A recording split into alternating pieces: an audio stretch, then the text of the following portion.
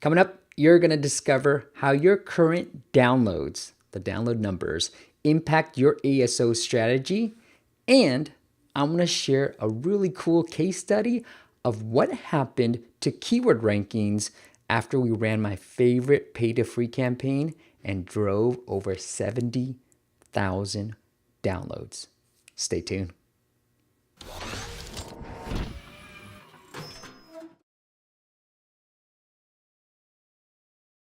What is up, App Nation? It is Steve P. Young, founder of appmasters.co, the place you go when you want action-packed content in the app business. And today I want to talk about how downloads impact your keyword rankings and impacts your ASO strategies.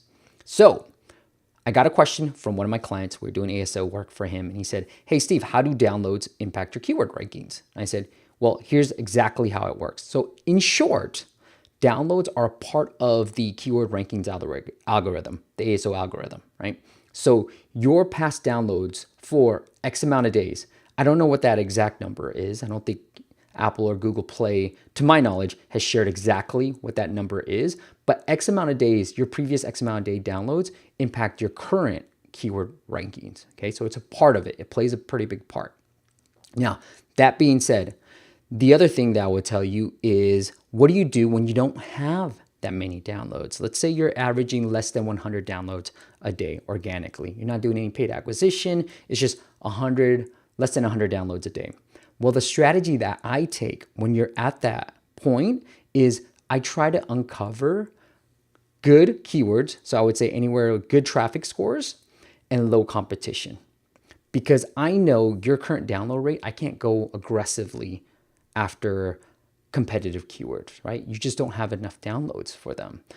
But what we need to do is find those keywords that have anywhere from, I would say, if you're on Sensor Tower, anywhere at least above a 1. And if you're on mobile action, above a 10.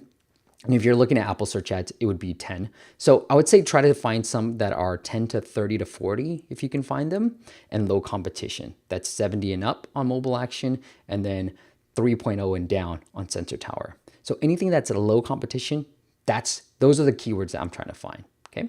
Now, and also the last thing obviously is make sure they're relevant keywords.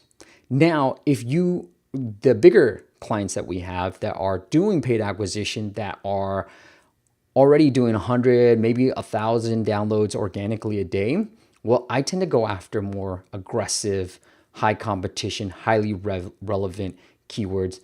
And then at a mid to high competition, it doesn't really matter as such. I've got a client where we're running a ton of different campaigns on, and we're able to rank him really high for certain keywords that have really high competition, because I know that I can go after those keywords because, one, he's already ranking well for them. And so with a few little tweaks on my end, I'm able to increase those rankings. And then two, he's already got the downloads, right? His downloads are really well done. So especially when I'm working with my bigger game clients, I go after more aggressive keywords. You can do that when you already have a engine or you're already doing paid acquisition. You can go after more aggressive keywords. All right. So I hope that answered your question. It is one that downloads always impacts keyword rankings, but it's just part of the algorithm. So, the other algorithm would be retention. The other thing is how well your keywords are optimized in your app name.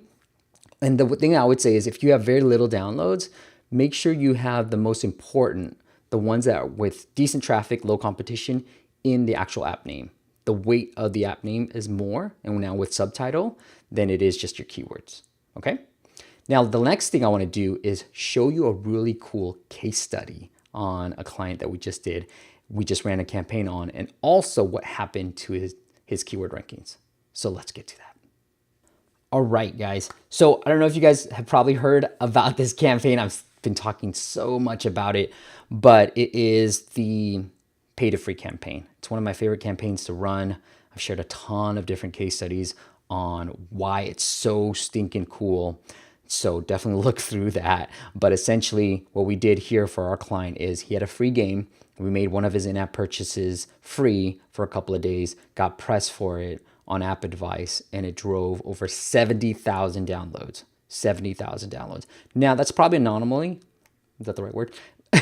On average, it's around probably anywhere from 8 to 20,000 downloads. Okay. But here's what happened. So we dove 70, all right? There might be some funky things happening, but we drove 70,000 downloads for this particular app. All right, so here's what happened. So we drove it on the August 18th. So I'm giving you data that's just happening right now, all right, guys? The campaign happened on August 18th, and here are the keyword rankings for very relevant keywords that we're optimizing as app name. I've blurred out the keywords just to keep it private, but here's the current rankings right now. And so you're gonna have to pay attention to the colors. So we drove it on the 18th, and we drove all this downloads, and you can see that's where the spike starts going up, right? When the download numbers start going up, that's when his spikes start going up too. So here's what happened. And I'm gonna compare it with today. What's the day of this recording? So as you can see, blue went from 17 to now 8 as of today. The green, it's been hovering at 2. So I would probably say at no change. For a day, it went up to 1, but it's been really hovering at 2. And then even the past days, it's been at 2. All right, so that's with just re-optimizing the app name that we're able to get it to 2. The red, we went from 12 to 7. And then the orange, we went from 19 to 5. Now, here's what happened. Like you can see, like it just went way up after we ran this campaign. Now, we actually got another bump around the 22nd, I believe, and that's why you might see a little bit more bump. But that's what happens when you continually drive downloads running these different campaigns, and you're able to really increase your keyword ranks. So it speaks into, what we first said about first optimizing the app name first and foremost, which is what we did, and which is why we're able to achieve these rankings. And then when you run some different campaigns, like the pay to free campaign to it, or maybe run some Facebook ads, whatever you can do to accelerate the downloads growth, you can really see the keyword rankings growing. And this is doing nothing else other than just growing downloads. So a really cool case study. I was just curious to see what happened to it as I was about to create this video. And I wanted to see, I knew we drove 70,000 downloads, which did tremendously well, but I wanted to see what else would happen to the keyword rankings. And I thought this would be a good, cool case study to share with you guys as well. So really, really cool. The way I always say it to my clients is, especially when they're like, hey, I want to do search ads, or I want to run this pay to free campaign, I always say, let me optimize the keywords, the app name first and foremost, and then let's run these other campaigns. Because one, I know just doing the reorganizing the app name, reorganizing the keywords will give you a boost in downloads. And then I want to see where those keywords fall into, and then we start figuring out what other campaigns we can run in. So we did the optimization, we did a couple of rounds already, and then now we did this pay to free campaign, drove over 70,000 downloads. I think with just the update alone, we probably doubled the downloads. I don't know the exact number yet, but we did pretty well with just the ASO side of things, and now we just accelerated the ASO growth as well because of these campaigns. All right, hope that was helpful. And the last thing I will say, as I get back on camera, is we've got a brand new thing coming up, guys. It's called App Masters Academy. It is officially launching this Friday as when this video goes live. But September 8th, it'll be officially up and running. But it is all the different strategies and campaigns that we run for our clients. We're going to show them how to do it on your own. So if you want to see all the new and the latest things that we're running for our clients, all those courses are going to be there on App Masters Academy. I'm probably going to build out a community out after we built up a little bit of momentum and get some members in.